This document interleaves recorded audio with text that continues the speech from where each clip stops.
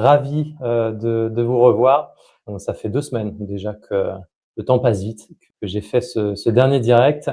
Ce soir, un direct un peu spécial. J'ai la chance de recevoir Étienne Niel.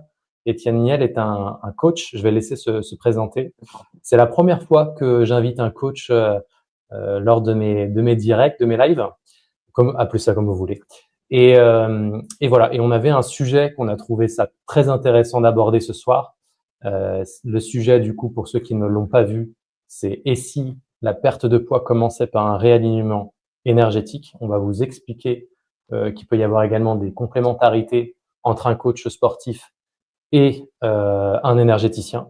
Et on peut s'apercevoir que la personne, justement, qui a besoin de s'exercer, de passer des étapes physiques et qui a besoin justement d'un accompagnement avec un coach sportif, on peut aussi s'apercevoir que il peut y avoir des blocages émotionnels, des choses à l'intérieur de la personne qui peut être travaillé en amont pour justement arriver à ces objectifs. Mais bref, je vais laisser la parole à Étienne. Étienne, je suis ravi de t'avoir ce soir en live avec moi. Pour tous ceux qui nous rejoignent, n'hésitez pas à nous laisser des commentaires également, à nous mettre un petit pouce aussi pour nous supporter, pour supporter la chaîne. Et Étienne, je voudrais que tu te présentes pour ceux qui te connaissent pas. Yes, bah écoute, déjà, bonjour à tous. Donc moi je m'appelle Étienne Niel, je suis coach sportif depuis maintenant 13 ans, les années passent vite. Je suis également diététicien d'ailleurs, donc je suis coach sportif et diététicien justement pour pouvoir gérer à la fois la partie entraînement et la partie alimentation.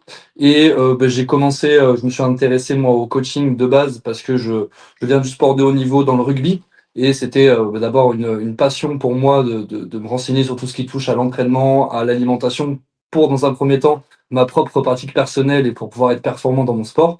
Et puis, les aléas de la vie ont fait que pas mal de blessures me sont arrivées et ont fait que j'ai pas pu faire réellement une carrière prolongée, en tout cas dans le haut niveau. Et je me suis passionné pour le fait de donner des conseils aux gens, justement, de les aider à atteindre leurs objectifs sportifs, euh, de perte de poids, de performance, etc. Et également aussi de bien-être personnel. Et du coup, maintenant, depuis à peu près 5 ans, j'ai fondé Time to be Athletic, qui est un accompagnement qui est principalement destiné aux hommes qui veulent perdre du poids, prendre du muscle, et tout simplement changer de manière générale, on va dire. Et voilà, depuis maintenant 5 ans, j'ai aidé plus de 350 hommes justement à se transformer physiquement via mon accompagnement. Je suis également accompagné de 2 autres coachs sportifs.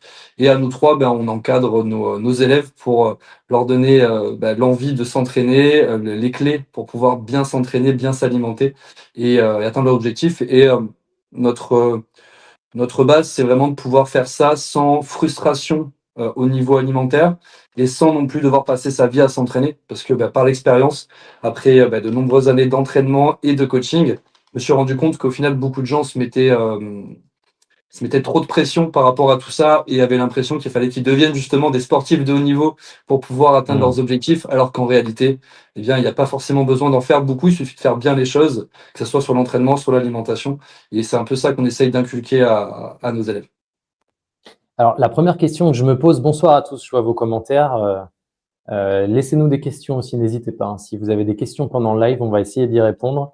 Est-ce que selon toi, déjà, on peut associer la partie énergétique et la partie sportif, sport de haut niveau, ou même pour un amateur ou une amatrice de sport, est-ce qu'on peut lier les deux ou est-ce que chaque spécificité est vraiment différente et on est obligé de les dissocier?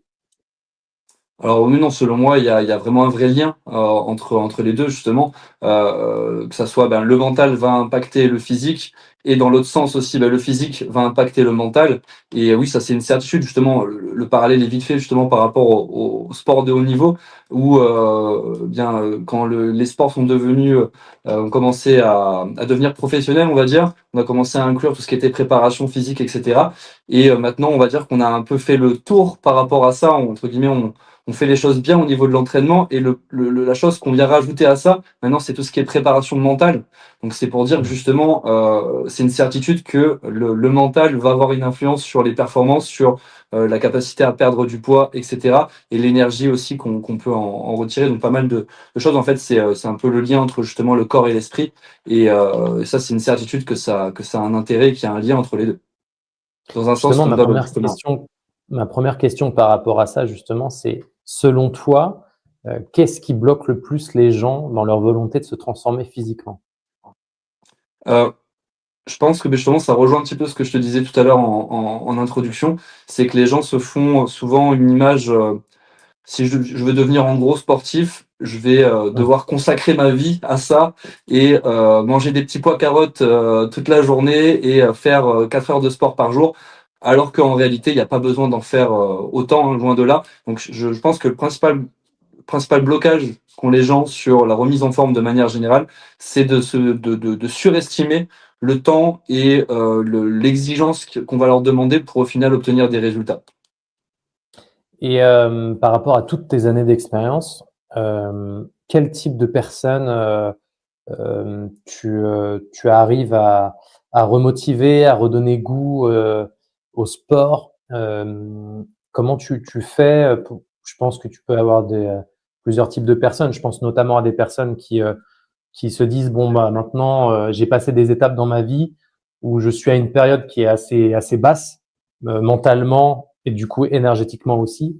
Est-ce que, comment tu fais pour accompagner ces personnes-là où tu sens que émotionnellement ça a été compliqué, ils ont passé des épreuves et ils ont envie, si tu veux, de franchir la porte, d'être accompagnés par toi et puis d'y aller, quoi, tu vois. Et comment tu fais pour accompagner ces personnes-là avec des émotions plus ou moins complexes à ce moment-là? Et est-ce que tu vois des évolutions pendant tout le suivi de ton accompagnement?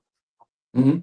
Bah oui, en effet, la principale, les personnes qui veulent perdre du poids, généralement, c'est pas simplement au final une volonté de perdre un peu de gras au niveau abdominal et c'est tout. Au final, c'est Mmh. plus complexe que ça. Ça vient souvent, potentiellement d'un manque de confiance en soi, de besoin aussi de cadre dans leur vie, d'avoir un nouveau rythme de vie. Et donc du coup, forcément, c'est pas simplement le sport qui va impacter tout ça, mais c'est aussi le mental. Et moi, une chose que j'insiste beaucoup avec les personnes qui commencent à travailler avec moi et mon équipe, c'est de déjà réfléchir au pourquoi ils ont envie de changer.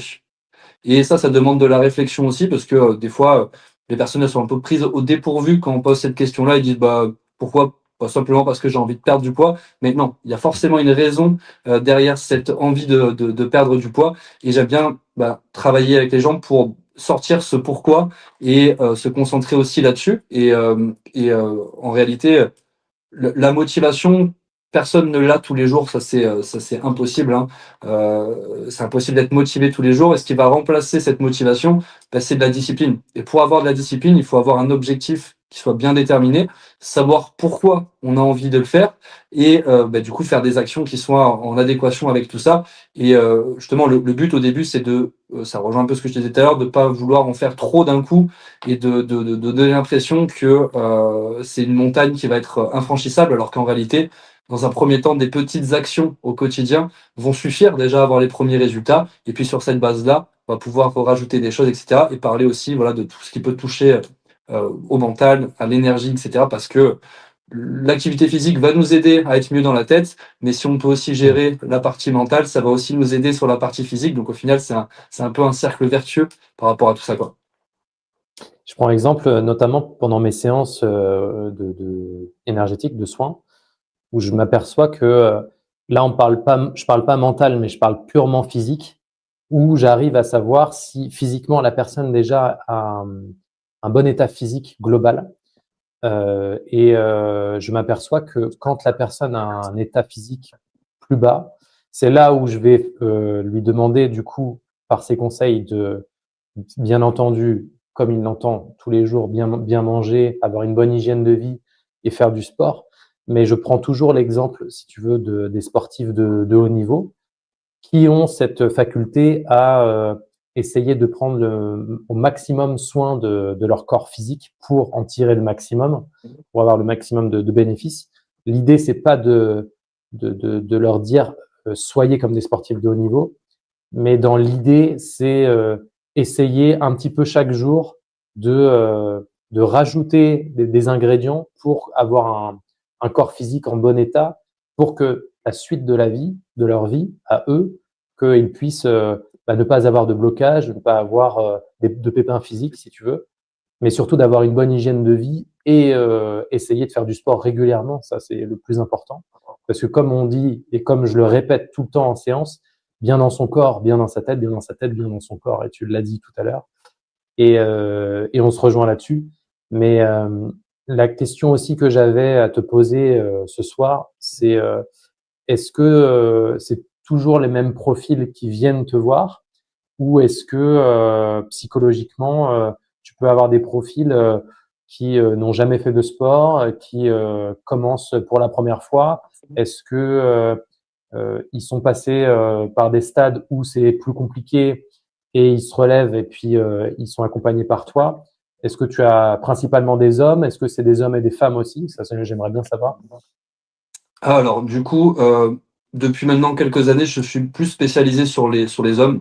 Mais voilà, ça fait quand même 13 ans que je suis coach sportif, donc j'ai eu à faire face aussi bien à des femmes, à des hommes, etc.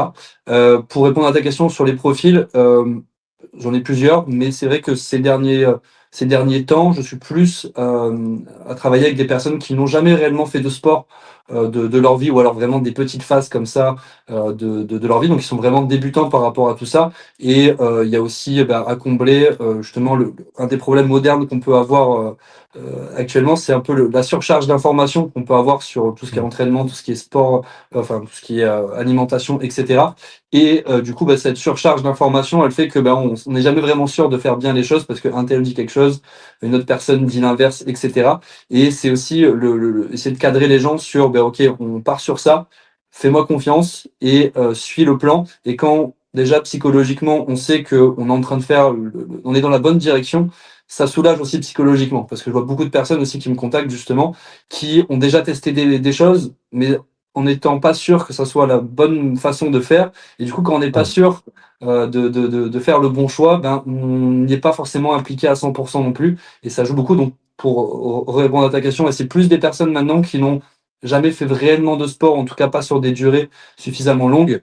Mais voilà, par le passé, j'ai travaillé plus avec des sportifs de haut niveau, donc je connais aussi les problèmes qui sont liés à ça. Mais voilà, on va dire que maintenant, c'est plus des profils qui ont peu d'expérience en réalité avec le sport, avec l'alimentation et qui ont besoin d'un cadre, de savoir concrètement quoi faire.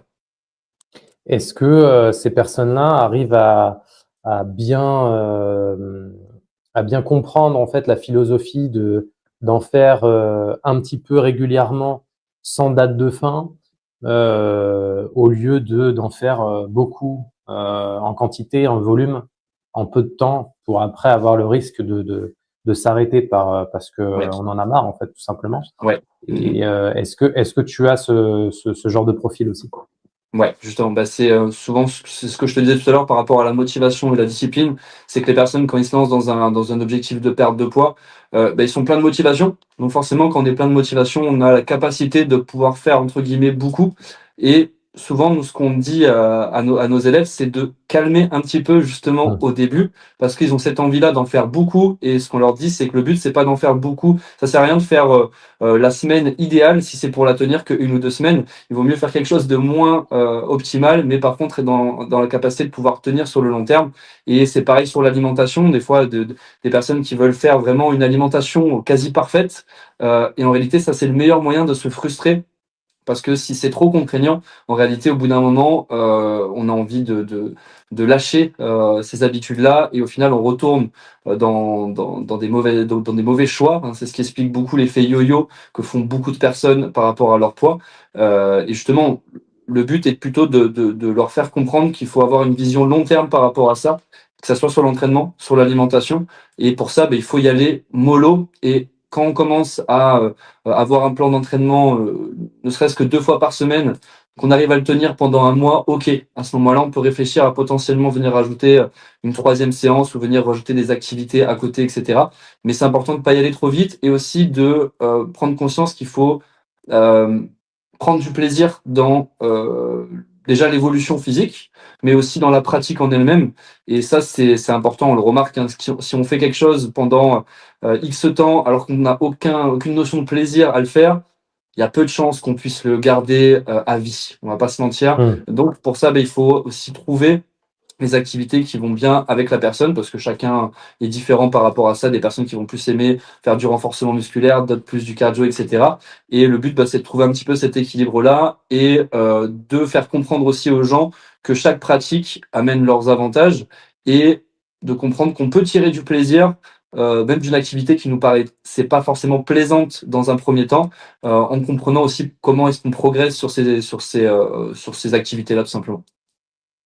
Et par rapport aux émotions, par rapport au stress notamment, est-ce que ça peut bloquer la perte de poids, même avec un bon suivi, des bons entraînements?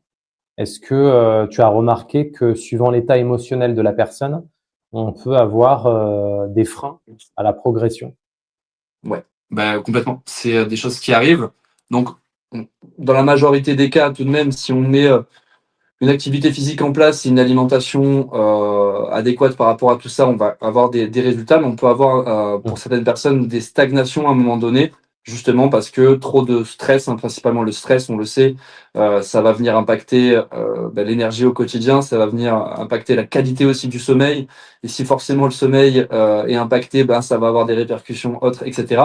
Donc ouais, en effet, l'état psychologique peut vraiment venir bloquer une perte de poids, en tout cas dans certains cas, et tu auras beau faire tout bien comme il faut, ça peut ne pas suffire et il va falloir justement creuser un petit peu sur cet aspect plus mental, on va dire, pour Mmh. venir débloquer la situation. Ouais, complètement. Du coup, tu fais comment dans ces cas-là? Est-ce que tu orientes la personne vers quelqu'un? Est-ce que dans ton accompagnement, tu as cette partie justement où tu vas échanger avec la personne pour comprendre les blocages qu'il peut y avoir et du coup lui proposer ton aide dans l'accompagnement de toute ta partie à toi, en plus de la partie physique? Est-ce qu'il y a aussi un accompagnement psychique, j'ai envie de dire, pour accompagner la personne, pour qu'elle puisse se sentir bien mentalement, pour qu'elle puisse ensuite performer avec toi après physiquement? Ouais, oui, on va essayer, en tout cas dans la limite du possible et dans la limite de nos connaissances à nous, de pouvoir impacter les gens sur ce point-là, donc en discutant déjà, en essayant de trouver des solutions par rapport à tout ça. Par exemple, sur les grignotages, les personnes qui ont mis en place des grignotages à une certaine heure de leur journée et c'est répétitif, etc. On va essayer de comprendre, creuser un petit peu de pourquoi il y a cette envie-là de sucre, notamment à ce moment-là Mmh. de la journée.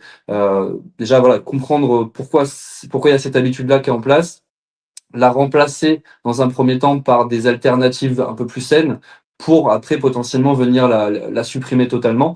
Donc voilà, c'est des choses comme ça qu'on va essayer de discuter et de discuter aussi de psychologie, on va dire, hein, de manière générale, pour essayer de comprendre pourquoi il y a ce stress-là qui peut intervenir, pourquoi il y a ces mauvaises habitudes-là qui peuvent intervenir. Mais après, bien évidemment, on a aussi nos limites de compétences. Donc moi, ça m'est déjà arrivé de renvoyer vers des psychologues, vers des psychiatres, etc. Pour certaines personnes, parce que justement, j'estimais que c'était au-delà de mon cercle de compétences, on va dire. Mais voilà, c'est sûr qu'il y a un lien entre les deux et nous, on essaye de faire notre possible par rapport à ça. On sait que par le sport, dans tous les cas, ça va venir impacter positivement aussi le mental. Mais s'il y a un blocage qui est trop fort au niveau psychologique, il va falloir aussi résoudre ce problème-là parce que sinon ça va tourner en rond au bout d'un moment. Ouais. D'accord. J'avais une autre question qui n'a rien à voir, mais par rapport au mental justement, parce que j'ai Mhm. l'impression que à travers justement les séances que je peux avoir aussi de personnes qui ont des problèmes de poids, que le mental prend beaucoup trop de place par rapport à l'intuition notamment.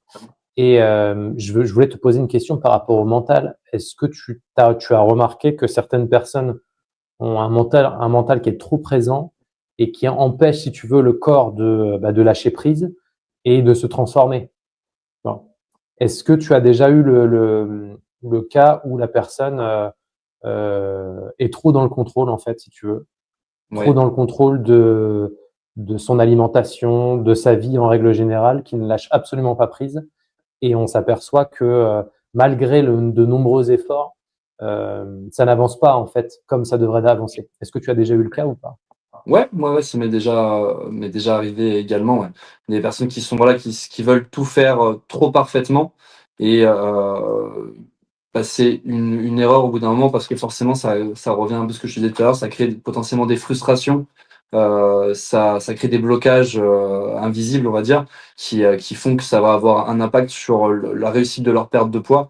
Parce qu'il y a trop de limitations mentales, justement trop de rigidité mentale, j'ai envie de dire, par rapport à tout ça. Et justement, le but avec ces personnes-là, c'est de rajouter un peu de flexibilité.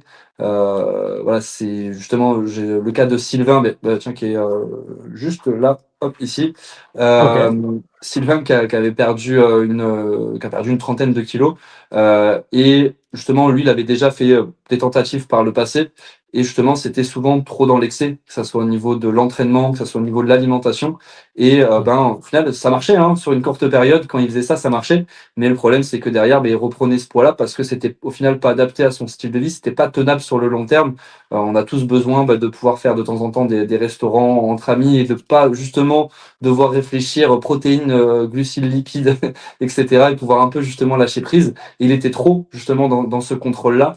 Et quand on a commencé à travailler ensemble, première chose que je lui ai dit, c'est bien, je vois que tu as de la motivation, tu as l'envie de vouloir faire les choses. Il va falloir calmer un petit peu. Ça prendra peut-être un petit peu plus de temps. D'habitude, tu avais peut-être l'habitude de perdre, je sais pas, 6 kilos en un mois. Eh bien, on va ralentir peut-être un peu ça. Mais par contre, je peux t'assurer que on va aller plus loin parce que justement, ça sera adapté à toi. Tu auras des notions de plaisir dans ton alimentation, tu vas pouvoir aussi profiter de ta vie à côté, etc. Et c'était compliqué pour lui au début parce que forcément il n'avait pas cette habitude-là. Mais justement, je suis sûr, la principale cause de sa réussite sur le long terme, c'est justement le fait qu'on ait pu adapter un petit peu ça et que ça soit plus, qu'il ait pu se projeter sur du long terme avec ce rythme de vie-là et non pas que ça soit un mois condensé pour après au final lâcher parce que trop complexe, quoi. Je voulais revenir sur, on en a parlé brièvement, mais les addictions où les habitudes sont trop présentes et c'est compliqué de stopper ces addictions-là. Je pense que tu dois en avoir dans certaines de personnes que tu accompagnes. D'un point de vue énergétique, là, je parle juste par rapport à mon activité et c'est pour ça aussi qu'on fait ce live-là, parce que tu as des capacités d'accompagnement sportif et moi, du coup, des capacités plus sur la partie énergétique. Et je m'aperçois que quand une personne a des addictions, on s'aperçoit que énergétiquement, en faisant le travail et en travaillant justement à débloquer ces addictions-là et à débloquer d'autres choses, que ce soit émotionnel ou psychique, on s'aperçoit après que une fois que la personne est libérée de ça, euh, forcément derrière c'est beaucoup plus simple pour commencer une activité sportive et de se libérer en fait psychiquement et physiquement aussi. Et c'est pour ça que je voulais proposer ce live là parce que je pense qu'une personne qui arrive et qui va te voir pour un accompagnement sportif, si la personne a pris le temps avant de travailler psychiquement et du coup énergétiquement, elle va arriver forcément avec des blocages en moins, forcément avec du lâcher prise, et forcément derrière, quand elle va venir te voir et être accompagnée par toi, elle va avoir des meilleurs résultats que si elle venait tout de suite te voir et peut-être avec des blocages, des blocages émotionnels, des choses vraiment profondes qu'elle n'a pas réglées ou pas tout de suite et qu'elle ne réglera peut-être pas en faisant du sport, même si bien entendu c'est toujours bon pour le corps physique et pour le mental de, de s'entretenir physiquement.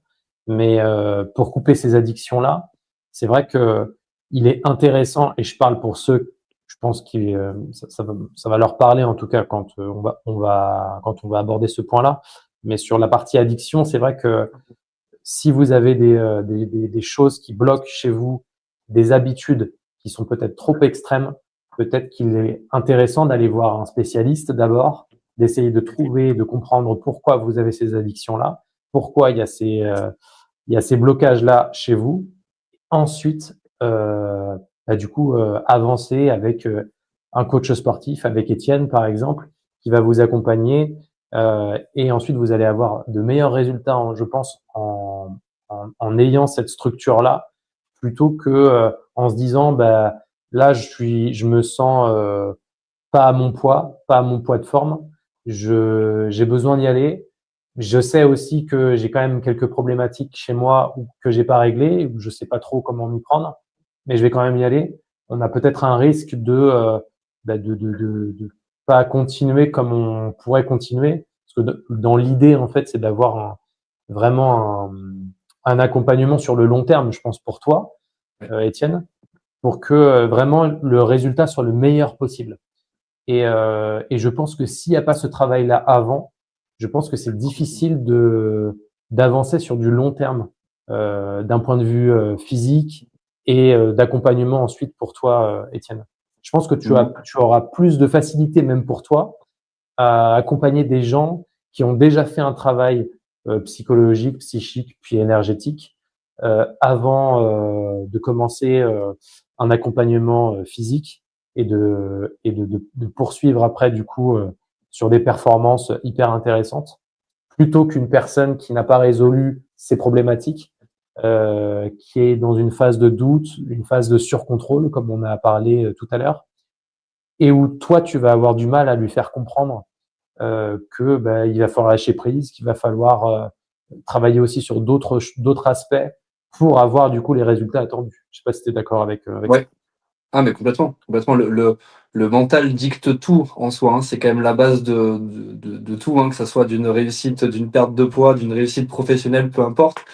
Tout part du cerveau. Donc, en effet, complètement d'accord. Après, il va y avoir des personnes pour qui, peut-être cet aspect-là, elles vont le sous-estimer et peut-être que commencer déjà à travailler sur le corps pour ensuite passer vers cette étape-là sera plus judicieux pour certaines personnes parce que elles ne vont pas avoir conscience en tout cas que c'est leur mental, leur énergie, etc. qui les limite. Mais dans la plupart des cas, et si dans un monde idéal, entre guillemets, si tout le monde pourrait arriver dans un objectif de perte de mois, de remise en forme, en ayant déjà fait ce travail-là en amont au niveau mental pour réfléchir sur leurs addictions, sur leurs habitudes de vie, etc., forcément, ça faciliterait pas mal mon travail et le travail des coachs de manière générale. Ça, c'est une certitude. Et est-ce que tu as déjà eu des personnes qui justement commencent très fort avec toi et qui s'arrêtent au bout de 2 semaines parce qu'ils abandonnent, parce que mentalement c'est compliqué, parce que ça relâche, parce que il y a justement des problématiques pas résolues. Est-ce que tu as déjà eu ce cas-là? Oui, ça m'est déjà arrivé, ça nous arrive de moins en moins, voire plus du tout, très sincèrement, parce que justement, déjà, on sélectionne les personnes avec qui on travaille. On veut des personnes qui sont réellement motivées, qui savent justement pourquoi elles ont envie de se transformer, qu'on s'assure aussi que les personnes sont en capacité de pouvoir faire les efforts minimum pour pouvoir y arriver. Donc forcément, ça limite un peu tout ça. Et puis comme je te disais, avec l'expérience maintenant, voilà, ça fait 13 ans que je coach des gens au quotidien. Donc ces choses-là, j'ai pu m'en rendre compte au fur et à mesure de mon expérience. Et justement, beaucoup de personnes ont tendance à partir très fort et justement, créer une certaine frustration. J'ai déjà eu des retours il y a quelques années de cela de personnes qui me disaient: «Ah non, mais en fait, je me vois pas faire ça à vie», tu vois. Voilà, je suis en capacité de pouvoir le faire sur quelques semaines, sur quelques jours, etc. Mais je me vois pas du tout être comme ça à vie. Et ça, c'est justement, c'est une erreur, c'est que justement, on a eu un niveau d'exigence qui était trop élevé par rapport à ce que la personne était en capacité de faire. Et ça, c'est le meilleur moyen justement d'abandonner, c'est justement de vouloir trop en faire trop rapidement. Et justement maintenant, avec l'expérience, on sait que au contraire, on calme les choses, on préfère en faire moins, en proposer moins même que ce que la personne a envie de faire sur le moment, volontairement, pour ne pas créer cette frustration-là, et justement que la personne ait aussi travaillé sur le côté mental, psychologique, objectif, etc., se fixer des objectifs qui soit à plusieurs échelles, etc., pour justement avoir une vision long terme, parce que voilà, encore une fois, par expérience, on s'est rendu compte que les vraies transformations, comme les personnes qui sont justement derrière moi, Sylvain en est un bon exemple, c'est que justement, c'est des personnes qui ont pris le temps de faire les choses bien, et qui maintenant, justement, même après avoir perdu leur poids, etc., arrivent maintenant à maintenir leur nouveau poids, parce que justement, on a fait tout ce travail-là en amont, qui permet d'être en adéquation justement avec les objectifs de la personne et avec ce qu'elle est en capacité de pouvoir faire au quotidien. Et ça, c'est vraiment primordial. Ouais. Tu vois, on a le même discours et c'est ça que je trouve très bien parce que en séance, euh, quand je m'aperçois que la personne a besoin de travailler aussi sur elle-même, notamment par exemple quand on parle de taux vibratoire, de vibration, euh, j'ai tendance régulièrement, c'est même pas des tendances, c'est quelque chose que j'ai quasiment tout le temps, où après la séance, ils ont forcément des choses à mettre en place, comme pour toi, je pense. Et à chaque fois, je leur explique que, par exemple, une personne qui a besoin de remonter son taux vibratoire, donc il y a plein d'exercices à faire, la méditation en fait partie, et pour se recentrer. Et en fait, je leur explique que ça ne sert à rien d'en faire 15 fois par jour à s'en dégoûter au bout d'une semaine. L'idée, c'est de le faire une à deux fois 10 à 15 minutes, mais vraiment une à deux fois par semaine maximum. Et c'est mieux que ça se fasse comme ça, sans date de fin, donc que ça se fasse à vie, plutôt que de le faire tous les jours de la semaine et qu'au bout de deux à trois semaines, on s'arrête parce qu'on en a marre, tu vois. Et pour toi, du coup, ça revient exactement à la même chose. Et je dis à chaque fois, j'ai toujours le même message qui est du coup identique au tien. C'est que quand vous allez mettre en place des choses, que ce soit pour du sport, pour des exercices, pour une remise en forme, pour ce que vous voulez, mais aussi sur la partie énergétique, ça sert à rien de vous infliger des séances pour faire des séances, ça ne sert à rien. C'est mieux d'en faire un petit peu, mais que ce soit très régulier dans le temps. Et ça sera encore plus bénéfique de faire ça plutôt que de vous acharner à vous dire bon, je veux absolument avoir des résultats tout de suite. Et dans ce cas-là, je vais m'infliger des séances tous les jours. Et puis vous allez voir que c'est le meilleur moyen de s'en dégoûter. Et c'est le meilleur moyen de ne pas atteindre vos objectifs et les résultats que vous espérez atteindre. Et j'ai exactement le même discours en séance. Et on s'aperçoit, tu vois, que peu importe nos spécialités, que ce soit les tiennes ou les miennes, on a exactement le même discours. Et c'est ça qui est, je trouve, génial, parce que ça permet du coup d'avoir le même discours si la personne vient me voir, par exemple, et te voir ensuite, ou inversement. Ouais, complètement. Mais de toute façon, c'est valable pour même d'autres domaines. Tu vois, j'ai une amie qui est prof de musique et elle me dit pareil aussi sur des gens qui veulent apprendre un morceau au piano et qui d'un coup se passionnent entre guillemets de musique et du coup veulent en faire énormément tous les jours. Elle a le même discours, c'est non, faut mieux pas en faire beaucoup, travailler 10-15 minutes par jour, ça sera beaucoup plus efficace que de faire des grosses sessions de 2 heures. En plus de ça, pour le cerveau, il y a des preuves scientifiques par rapport à ça aussi, dû au fait que si on vient répéter des petites actions tous les jours, le cerveau a beaucoup plus de chances d'assimiler des choses. Par exemple, si, j'avais appris à jongler aussi à un moment donné, et pareil, un conseil d'un gars qui m'avait aidé par rapport à ça, c'est fais-en 2 minutes par jour. Pas plus. 2 minutes par jour. T'en fais 2 minutes par jour, en réalité, tu progresses beaucoup plus vite que de te dire, bon, vas-y, je me mets 1 heure là, je vais essayer d'apprendre à jongler. Généralement, ça marche pas. Donc, on voit au final que c'est des similitudes qui sont en lien dans plein de domaines différents au final. Hein. C'est au final une sorte de bon sens par rapport à tout ça, de justement de pas vouloir en faire trop, ne serait-ce que pour ne pas se dégoûter de l'activité, et aussi parce que en réalité, on va être beaucoup plus présent si on fait 2 minutes par jour d'une activité ou 10-15 minutes d'une activité que si on s'en dégoûte en faisant trop au final. Donc ouais, il y a des liens qui sont certains par rapport à tout ça. Ouais. Est-ce que tu as d'autres conseils que tu donnes régulièrement lors de tes accompagnements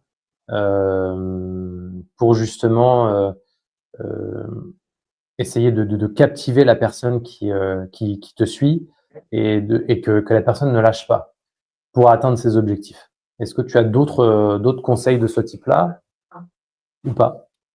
Moi, quelque chose qui, je trouve, fonctionne très bien, c'est moi, quand commence à travailler avec quelqu'un, on fait toujours un bilan de l'état de départ de la personne, donc que ça soit donc physique, donc ça va être des photos de face, de profil, de dos, des mensurations qu'on va venir prendre à des endroits précis du corps, etc. Le poids aussi, bien évidemment, et également aussi un petit état psychologique, on va dire, un petit bilan pour savoir ok dans quel état d'esprit tu es là actuellement. Et ce qui marche bien, c'est de se faire des points assez régulièrement dans l'accompagnement pour justement voir et montrer à la personne son évolution. Parce que il y a beaucoup de personnes aussi qui ne se rendent pas compte que elles ont changé, que ça soit physiquement, que ça soit mentalement, etc., etc. Et voilà, pour la partie physique, forcément, c'est parlant parce que des mensurations, si tu as perdu 10 cm de tour de taille, tu as forcément perdu de la graisse au niveau abdominal. Entre une photo prise un mois en arrière et une photo un mois après, forcément, il y a un changement physique qui se voit, c'est du concret. Et c'est pareil pour la partie musculation. C'est pour ça d'ailleurs que enfin, nous, on utilise beaucoup le renforcement musculaire de manière générale, parce que déjà, c'est ce qui va donner des bons résultats, parce que ça va augmenter la dépense calorique au repos, ça va forcément faire un changement physique, puisque en plus de perdre du poids, de la graisse, on va aussi prendre du muscle, donc visuellement, ça va se voir. Mais c'est aussi une des raisons pour les utilise, parce que c'est facile à voir la progression qu'on va avoir. C'est assez... tu vois, je sais pas si tu fais du football et que tu progresses au foot, Hmm. ça peut être compliqué de voir si on a vraiment progressé parce que si t'as pas la bonne situation pour pouvoir tester le nouveau geste que tu as appris, etc., au final, ça peut être un peu compliqué à percevoir. La musculation, comme la course à pied ou ce genre de choses-là, hop, j'ai mis un petit coup de pied dans le trépied. C'est concret, c'est-à-dire que si sur cet exercice-là, tu faisais tant de répétitions à X kilos, un mois plus tard, tu fais la même chose, mais avec 10 ou 15 kilos supplémentaires, c'est factuel, quoi, tu vois. Donc j'aime bien montrer aux gens leur progression pour qu'ils conscientisent un petit peu tout ça. Et généralement, ça peut redonner un petit boost de motivation, de discipline, de se dire, OK, je travaille pas dans le vent, je fais quelque chose qui m'amène à un but et j'en ai la preuve. Tu vois, d'avoir la preuve un petit peu de ce qu'on a travaillé porte ses fruits, quoi, tu vois. Ok, je vois. Je vois les commentaires. Je vois un commentaire de Sobek qui dit: Je vibre à 145. Est-ce que c'est une bonne vibration? Alors, sur la partie taux vibratoire, il y a plusieurs planches de radiesthésie qui vous permettent de savoir quel est votre taux vibratoire. Moi, les planches que j'utilise, ça va de 0 à 10 000. Une personne qui a un taux vibratoire correct, on est entre 7 000 et 8 000 sur 10 000.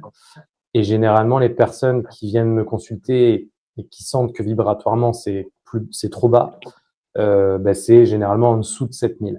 Donc 145, je ne comprends pas trop et je ne sais pas quelle planche de radiesthésie tu utilises, Sobek. Donc si tu peux être plus précis, je suis preneur. Parce que Euh, comment tu calcules ça, justement? En fait, je le calcule pas, c'est une planche, si tu veux, en forme de demi-cercle, une planche graduée, en fait, si tu veux. Et avec l'aide de mon pendule et du coup de mes ressentis, j'arrive à savoir, en fait, par exemple pour toi ou la personne qui vient me consulter, comment va son état physique, comment va son état psychique. Donc, quand on parle de vibration, notamment le taux vibratoire, le taux de vitalité, j'en ai parlé, pour savoir comment va son corps physique, s'il est en bonne santé ou pas, et pourquoi il n'est pas en bonne santé. Ça, c'est intéressant. Parce que dans ce cas-là, si on voit que le corps est trop fragile, on va forcément lui indiquer qu'il est trop fragile et on va forcément lui dire que, il va falloir qu'il en fasse plus attention que les personnes en règle générale, que la moyenne. Et puis ensuite, je vais faire un check-up complet corps et esprit. Je regarde absolument tout. Donc, je regarde les énergies à l'intérieur de lui, les chakras, que tout le monde un peu connaisse de nom pour certains, puis d'autres un peu plus où c'est un peu plus poussé. Et puis après, je regarde suivant les informations que j'ai et j'arrive à récupérer s'il y a des blocages émotionnels. Et puis, si on m'y autorise, je vais creuser un petit peu plus et je peux aller jusqu'au lien transgénérationnel, des choses énergétiques qui n'appartiennent pas à la personne qui vient me consulter. Et dans ce cas-là, après, je fais le travail nécessaire. J'ai de la médiumnité, donc je peux avoir aussi également des messages de défunts ou d'autres qui vont me dire, bah tiens, il va falloir que tu passes le message sur tel sujet pour qu'ils comprennent ou qu'elles comprennent.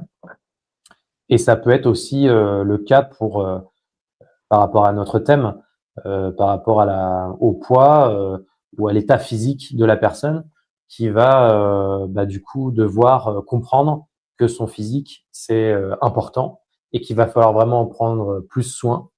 Et je peux avoir des messages de ce style, de ce type, où on me dit il faut que tu lui fasses comprendre que physiquement ça va pas, que son corps est trop faible et qu'il va falloir justement en prendre soin et que son corps va, si la personne continue comme ça à ce rythme, le corps ne va pas tenir jusqu'à la fin et et du coup il faut que tu lui dises que bah, il va falloir faire du sport, il va falloir en prendre plus soin, bien manger, bien dormir, avoir un rythme de sommeil cohérent et puis avoir une hygiène de vie qui soit la plus performante possible et que même si son corps est peut-être plus fragile, bah, qu'il va falloir en prendre plus soin. Et ça passe aussi par le biais de prendre soin, par exemple, de son corps physique avec des séances de massage, des séances de balnéo, des séances de kinésio, tout ce qui peut faire du bien à son corps physique. Et ça, je le répète aussi en séance. C'est pas forcément que faire du sport. Et quand on a des problèmes de poids, c'est pas forcément se butant au sport que on va performer et du coup atteindre tous nos objectifs. Il se peut aussi que votre corps ait besoin aussi de moments plus calmes, de détente et d'en prendre soin. Ça passe aussi par bah, des moments de massage, des moments de bien-être, d'aller dans des spas, dans des endroits où votre corps va apprécier. Parce que derrière, forcément, quand vous allez reprendre le sport et que vous allez reprendre une activité physique, forcément, votre corps va répondre plus facilement. Et puis derrière, après l'activité physique, après la séance de sport que vous ferez, forcément, votre corps, bah, il tirera moins parce que forcément, vous aurez pris plus soin de votre corps. Donc forcément, vous aurez peut-être moins de courbatures, vous aurez peut-être moins de douleurs à des endroits où vous êtes plus faible physiquement. Et puis après, derrière, c'est beaucoup plus simple pour enchaîner les séances et puis pour atteindre du coup son ou ses objectifs. Je sais pas si tu es d'accord avec moi. Ah ben, complètement, complètement. Nous, justement, on travaille aussi sur ces aspects-là autour, qui peuvent toucher à, on va dire, à la relaxation, donc notamment avec, des sessions d'étirement, on fait d'ailleurs nous des cours collectifs un petit peu toutes les semaines, en plus, de l'accompagnement personnalisé et cetera, pour justement faire des sessions d'étirement, aussi parler aussi de tout ce qui est automassage, parce que, bah, voilà, si on peut se faire masser par quelqu'un d'autre, c'est tant mieux, mais ça peut être des fois un peu limitant. Donc, on travaille aussi avec Mm. des sessions d'automassage, etc., même de méditation, etc., parce que bah, forcément, si ça vient améliorer la récupération, donc d'un point de vue physique, mais ça va aussi limiter le stress. Et comme on en parlait tout à l'heure, le stress a un impact direct sur la perte de poids, sur la performance physique, etc. Donc si on peut diminuer ce stress-là, forcément, ça va être favorable pour tout un tas de choses dans notre objectif de perte de poids, mais bien évidemment aussi sur le côté psychologique, sur le bien-être personnel, etc. Donc ouais, complètement, complètement en adéquation. Donc c'est pour ça, je pense que pour répondre au sujet du live, est-ce qu'il faut un réalignement énergétique pour atteindre ces objectifs et puis essayer de répondre à une problématique de perte de poids?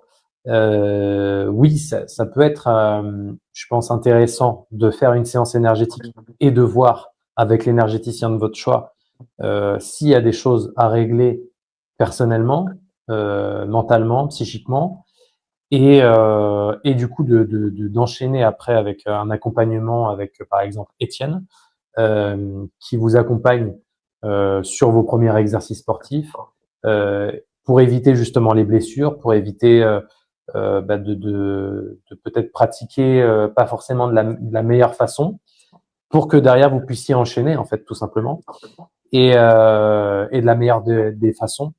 Ça peut être intéressant, mais comme on vous explique, c'est aussi le fait d'avoir une sorte, j'ai envie de dire, de façon de penser sur son corps, son propre corps physique, peu importe en fait où vous vous situez physiquement.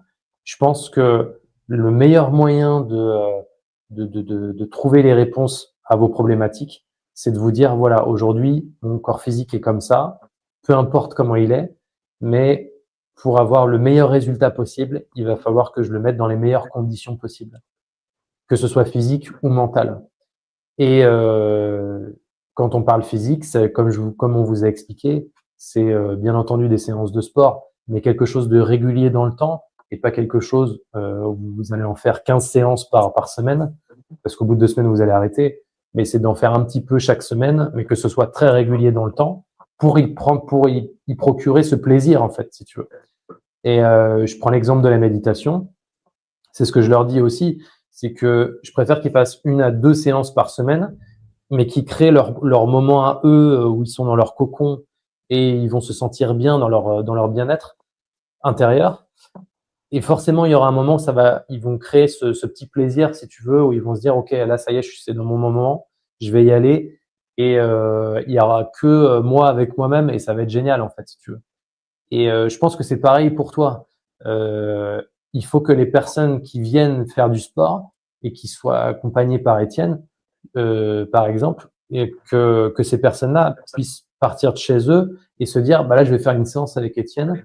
Bah, c'est trop bien, quoi. Je vais prendre du plaisir à le faire parce que je sais que je suis bien accompagné, mais je sais aussi que physiquement, ça va me faire du bien. Je vais pouvoir me décharger mentalement de ma journée qui a été compliquée et de créer ce plaisir-là, quoi. C'est sûr que si on y va, mais qu'on n'a pas envie d'y aller, forcément derrière, ben, c'est contre-productif. Et puis, ça va nous emmener dans des schémas où, au final, dans quelques semaines, on va s'arrêter parce qu'on va en avoir marre. Et puis, physiquement, ça va pas forcément avoir les résultats attendus parce qu'on va se bloquer indirectement. Et puis après, ça, on a ce schéma en fait qui se répète.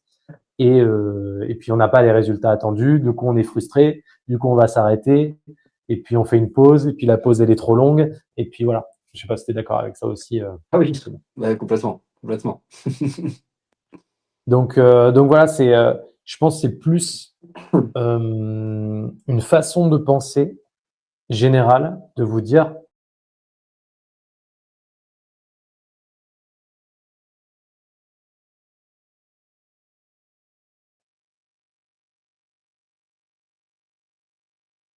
Je crois qu'on a perdu Étienne. Je suis désolé. Étienne va revenir. Je pensais que c'était moi qui avais bugué, mais en fait non. Ou peut-être c'est moi et c'est moi qui l'ai fait partir. Donc en attendant Étienne, c'était juste pour vous expliquer que il fallait absolument que vous puissiez voilà être dans le bon mood, j'ai envie de dire, pour enchaîner vos séances et que tout se passe dans les meilleures conditions et qu'il n'y ait pas d'arrêt au bout de 2 semaines parce que vous en ayez marre en fait, voilà, tout simplement. Alors, si Étienne revient, Ouais, un petit souci de ouais, c'est connexion, bon. apparemment. Tu C'est bon, m'entends? tu m'entends? Ouais, moi je t'entends Ouais, nickel là. parfait. Nickel, parfait. C'est bon. Désolé.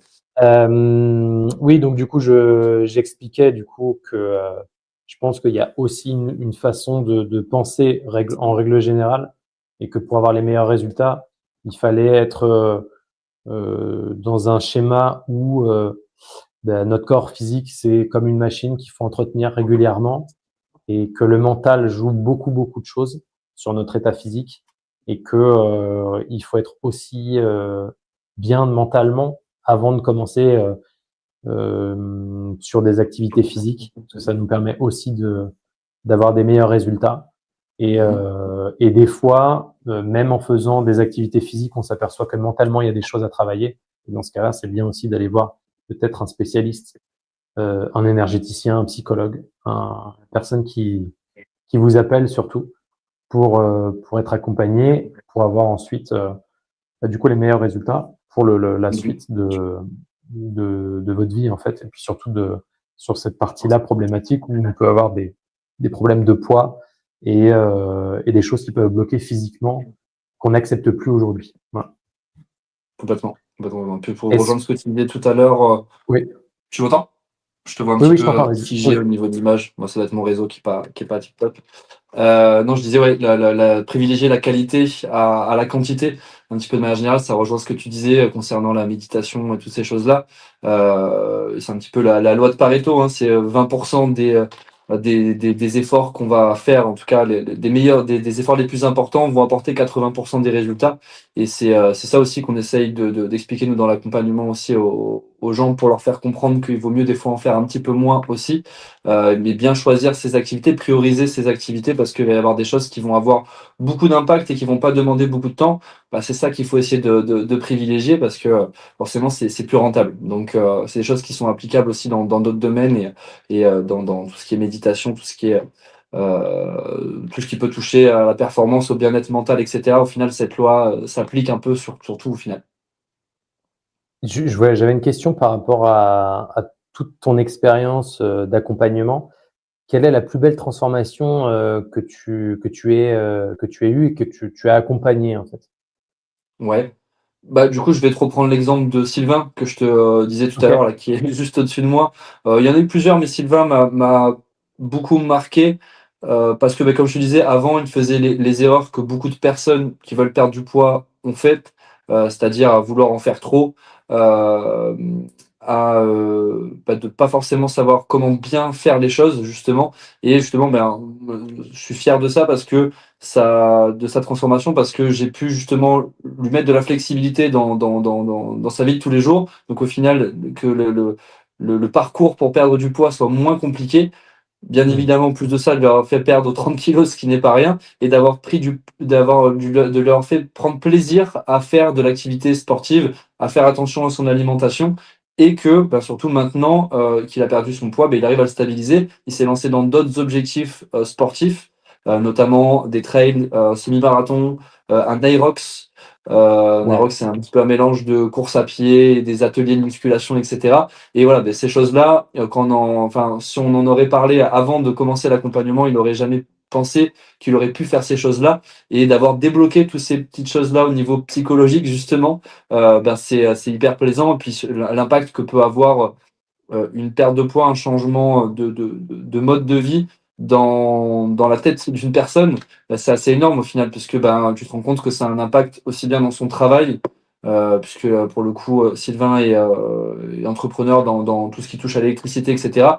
Et voilà, c'est pas juste une perte de poids au final où ben, ok, on a un peu des abdos ou quoi. Non, le but c'est de faire un changement global de la personne et ça a un impact ben, dans son mode de vie de manière générale, dans ses relations aux autres, dans son travail, dans la qualité de son travail, etc., dans sa productivité. Et au final, c'est ça où c'est le plus marquant, en dehors de la transformation physique, qui est déjà très bien, mais c'est l'impact qu'on peut avoir sur les gens dans leur vie de manière générale, et pas simplement sur leur physique. Et ça, c'est plus que Hmm. gratifiant. Super intéressant. J'avais une question sur l'alimentation. On n'en a pas parlé. Ouais. Est-ce que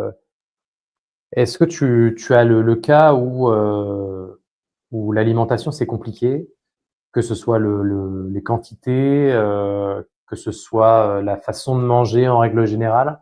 Est-ce que tu as des cas où il faut tout reprendre à zéro ou alors au contraire peut-être que c'est pas assez sur certaines parties, je pense aux protéines, je pense sur la partie légumes. Est-ce que tu as des personnes qui bloquent sur certains aliments?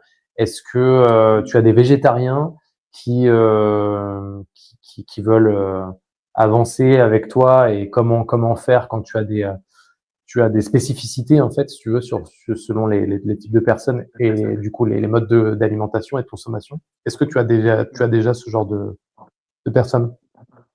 Yes, bah, bien évidemment, ouais, et, des personnes c'est du cas par cas, hein, donc c'est à voir en fonction de ce que fait déjà la personne, justement, avant de commencer à proposer un plan alimentaire, on va dire, même si on n'aime pas trop ce terme-là, parce que nous, on veut qu'il y ait de la flexibilité, et plus que ça soit une compréhension globale de, OK, tu as besoin de ces nutriments-là, tu as besoin de ça dans ton assiette, mais le but, c'est pas de devenir un robot et de manger tous les jours la même chose, parce que ça, encore une Mmh. fois, ça crée d'autres problématiques. Mais voilà, on essaye de faire comprendre à nos élèves ce dont ils ont besoin, ce dont leur corps a besoin.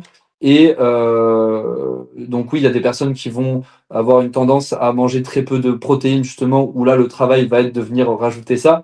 Et parce que des fois, il y a pas d'appétit particulier, par exemple, par rapport à la viande ou ce genre de choses-là. Mais justement, ça fait le lien par rapport aux personnes qui sont végétariens ou véganes, etc.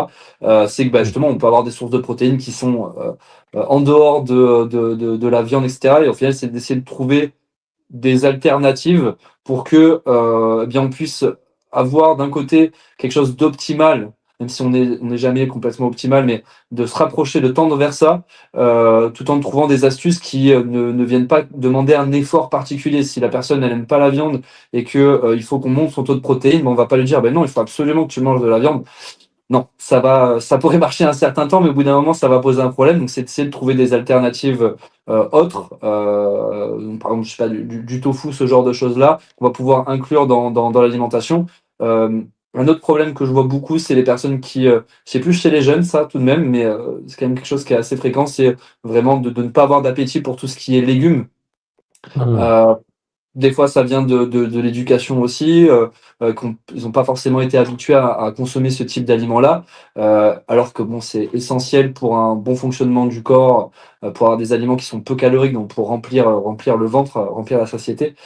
Et pareil, c'est des fois aussi parce que ils se limitent un peu dans le nombre de légumes qu'ils connaissent en réalité. Donc c'est des fois de leur dire, mais est-ce que tu as déjà essayé ça? Est-ce que tu as déjà essayé ça? Et au final, on arrive des fois à trouver certains légumes que tiens j'aurais pas dit, au final ça passe, ou alors des façons de le cuisiner aussi qui permettent de faire mieux passer certains aliments avec un plat, etc., avec d'autres aliments autour qui vont permettre de pouvoir le manger sans que ça soit l'aliment seul, on va dire. Donc essayer de trouver toujours des petites astuces pour essayer de détourner un peu le problème, et encore une fois d'y aller progressivement. Il vaut mieux quelque chose qui soit pas complètement optimale, mais que je puisse tenir sur le long terme, que la diète parfaite, mais qu'on puisse pas la tenir après quelques mois, on en revient à ça. Donc voilà, c'est du cas par cas, mais en effet, tout est possible, il y a plein de solutions au final. C'est justement là aussi où nous, on aide beaucoup les gens et on apporte notre connaissance en réalité, c'est de pouvoir trouver des alternatives alors que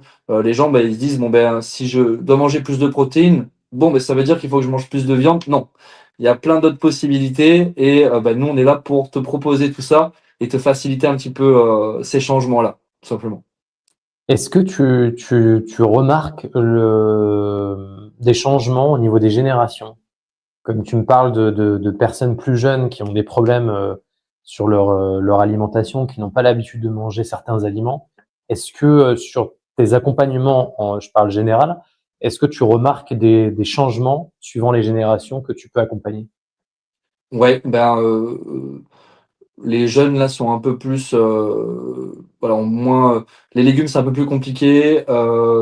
Les sucreries ça peut être aussi plus consommé parce que depuis jeune ils consomment ces produits-là, Mmh. hein. Il y a plein de produits il y a 50 ans qui n'existaient pas ou peu entre guillemets. Donc forcément il y a plus de tentations, on va dire, hein. C'est le problème moderne actuel, c'est qu'on a trop de tentations justement. On va au supermarché, on peut partir dans tous les sens. Il y a tout ce qui est possible, imaginable, on peut l'avoir. Donc c'est le problème, hein. C'est d'un côté bien parce qu'on a accès à plein de choses. C'est un petit peu comme l'information de manière générale, comme je te disais tout à l'heure, on a un peu une surcharge d'informations sur plein de domaines. Maintenant, on va avoir des connaissances sur un domaine, on peut avoir plein d'informations. Mais le problème, c'est que ce trop d'informations, il fait trop de tentations possibles, trop de dispersion possible.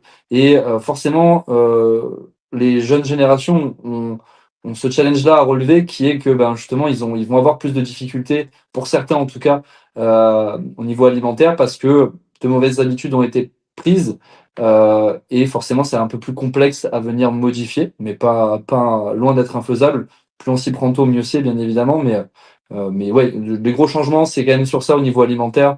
Euh, les jeunes ont plus de difficultés à manger des légumes, ont plus tendance à avoir une appétence pour le sucre. Les personnes un peu plus âgées, ça peut être des fois plus une appétence pour tout ce qui va être charcuterie, fromage, etc. Donc voilà, il y a un petit peu Mmh. cette différence-là, on va dire, au niveau Ouais, je alimentaire. vois. Je vois. Je vois que l'heure tourne. Est-ce que tu avais un message à faire passer aux gens qui seraient intéressés pour être accompagnés par toi, qui ont envie voilà, de se reprendre en main physiquement, de voir les choses différemment et d'inclure le sport un peu plus régulièrement dans leur vie. Est-ce que tu aurais un message pour eux?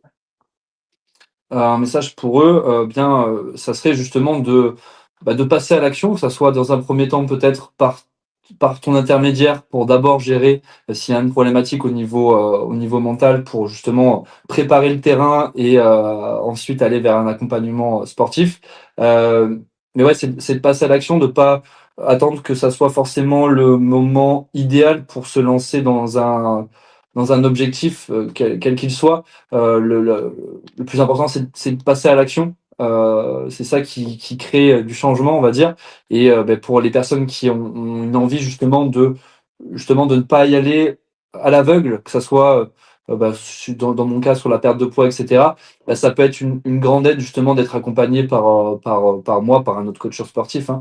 Mais ça peut être une grande aide parce que ça va vous permettre d'enlever pas mal de confusion mentale qu'on peut avoir quand on veut se lancer dans ce type d'objectif-là. Et là, en fait, le but, c'est de simplifier au maximum tout ça pour que, en réalité, ça soit le plus simple possible et que les personnes puissent se dire, OK, au niveau de l'entraînement, il faut que je fasse ça. Au niveau de l'alimentation, il faut que je fasse ça. Tu vois, nous, on essaye aussi de faire des listes de courses aux personnes qu'on accompagne, de leur donner des recettes pour justement faire varier leur alimentation, etc. Mais le but, en fait, c'est de simplifier au maximum euh, tout ce domaine-là de l'entraînement, de l'alimentation, qui au final est assez complexe, de le simplifier pour que les personnes elles puissent se dire, OK, j'ai un plan à suivre, j'ai plus qu'à suivre maintenant, je suis dans la bonne direction, je fais confiance à mon coach et ça va bien se passer, entre guillemets. Et voilà, le but c'est de simplifier au maximum tout ce chemin-là et c'est ce qu'on essaye de faire justement moi et mon équipe via nos accompagnements. Donc si voilà, il y a des personnes qui sont intéressées qui sont motivés déjà, qui ont déjà une motivation pour vouloir perdre du poids et qui veulent un plan, un cadre, un suivi pour justement leur permettre à coup sûr d'atteindre leurs objectifs. On est là pour ça et qu'ils n'hésitent pas à me contacter sur Instagram, par exemple, en m'envoyant un petit message privé. Justement, c'était ma question. Ouais, Comment te contacter et où te contacter pour ceux ouais. qui sont intéressés? Ouais, le plus simple, c'est par Instagram.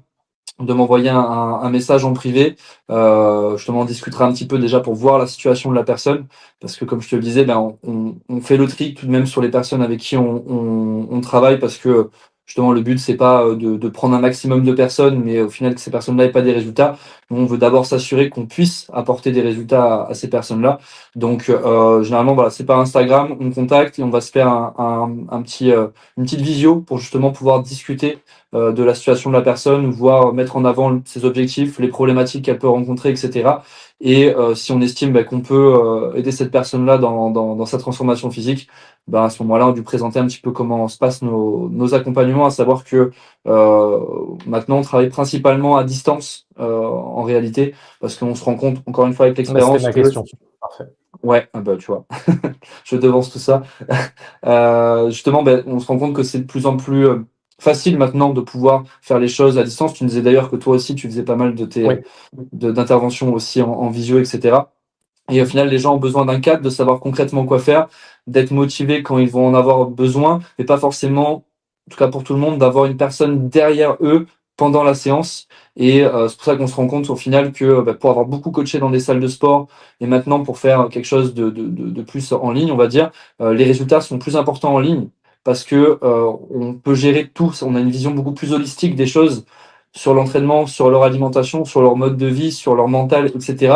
Alors que pour avoir fait beaucoup de séances en salle de sport, au final, des fois, tu fais 1 heure de session avec la Mmh. personne et puis après, le reste de la Ouais, je vois. semaine, tu vois pas trop ce qui se passe dans leur vie au final de manière générale. Donc, on a cet accompagnement-là qui est, je trouve, plus optimal, en tout cas pour les personnes qui sont déjà motivées et qui ont surtout besoin d'avoir un cadre, en plus d'avoir plus de flexibilité aussi par rapport aux entraînements, puisque si tu pars pour faire des séances avec un coach, ça veut dire qu'il faut trouver un créneau en commun pour Mmh. se retrouver, alors que là, ça permet aux gens de pouvoir s'entraîner un peu plus quand ils le veulent, quand ils peuvent aussi.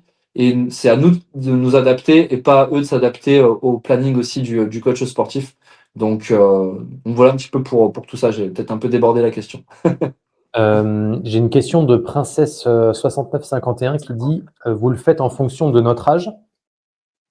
Est-ce que tu as un âge précis ou est-ce que c'est vraiment tout âge, l'accompagnement? Alors, Je pense que c'est tout âge. alors, oui, voilà, c'est tout âge, mais bien sûr, en effet, ça va être des éléments qu'on va prendre en compte, hein, puisque forcément, un corps de 20 ans ne réagit pas de la même façon qu'une personne de 40, de 50, de 60 ans. Donc, bien sûr, on Mm. va s'adapter, bien évidemment, à ça, parce que ça va nous permettre de pouvoir personnaliser. En fait, le but, c'est de personnaliser au mieux l'entraînement, l'alimentation en fonction de tout ce qui va rentrer en compte. Donc, forcément, l'âge va rentrer en compte, le sexe de la personne aussi également, hein, puisque la construction musculaire chez un homme, chez une femme n'est pas la même. Donc le but, c'est de s'adapter par rapport à tout ça et de personnaliser aussi pour aller plus loin également dans la personnalisation. Nous, je suis beaucoup formé sur tout ce qui est morpho-anatomie.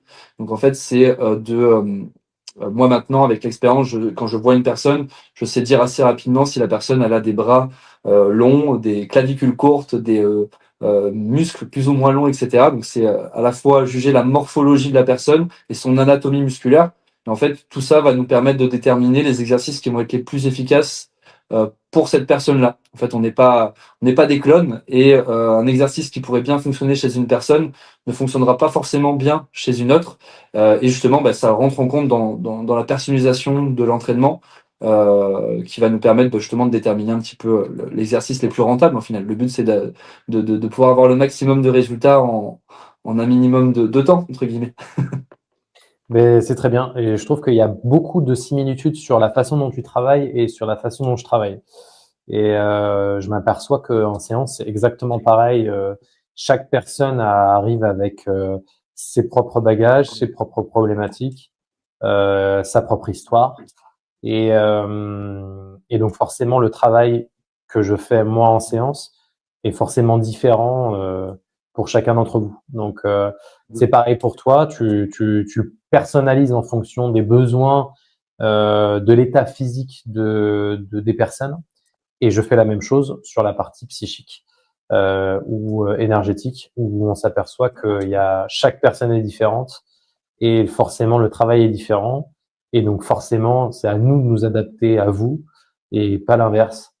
Exactement. Et voilà, et je pense qu'on peut même terminer là-dessus. Mais c'est extrêmement juste, hein, mais je pense que c'est ça aussi qui montre le professionnalisme que tu as aussi toi dans ton métier, c'est justement de personnaliser tout ça par rapport aux gens et non aux gens de s'adapter à ta méthode, mais c'est à nous de faire cet effort-là. Ouais, complètement. Exactement. Et donc, ça sera le mot de la fin. J'espère que ce live vous a plu. Pour ceux n'arrivent pas à retrouver Étienne, je remettrai les liens, vous inquiétez pas, demain sur la vidéo que je mettrai en ligne sur YouTube pour ceux qui n'ont pas eu la chance de la voir ce soir. Je te remercie encore, Étienne, pour ce live, pour ce Plaisir direct partagé. ensemble sur ce thème-là. Je pense qu'il y a beaucoup de complémentarité et je pense que les personnes qui ont envie d'en savoir un peu plus sur Étienne ou sur la partie énergétique, maintenant, vous avez tous les liens de disponibles pour aller regarder. Mais je pense que voilà, il peut y avoir plein de belles complémentarités entre des thérapeutes et des spécialistes. Et je trouve que pour votre bien-être, que ce soit physique ou psychique, je trouve que c'est toujours bien d'avoir une palette, voilà, de thérapeutes, de spécialistes pour vous accompagner dans votre chemin de vie. Et c'est pour ça aussi qu'on fait ces lives-là. Donc voilà. N'hésitez pas si vous avez des questions pour Étienne, vous pouvez le contacter directement sur les réseaux sociaux. Je remettrai les liens comme je vous ai dit tout à l'heure. Et puis pour moi aussi, n'hésitez pas aussi si vous avez des thèmes que vous souhaitiez qu'on aborde sur ma chaîne.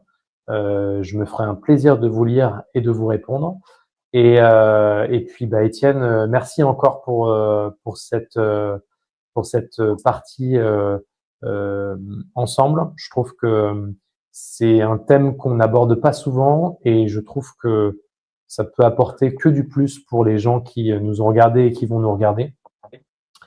Et puis, de toute façon, on reste connectés ensemble parce que je pense qu'on va travailler un petit peu ensemble. Je pense qu'il y a des belles choses à faire. Il y a Et quelque chose à puis, faire. belle soirée à vous tous. Merci encore et puis à très bientôt.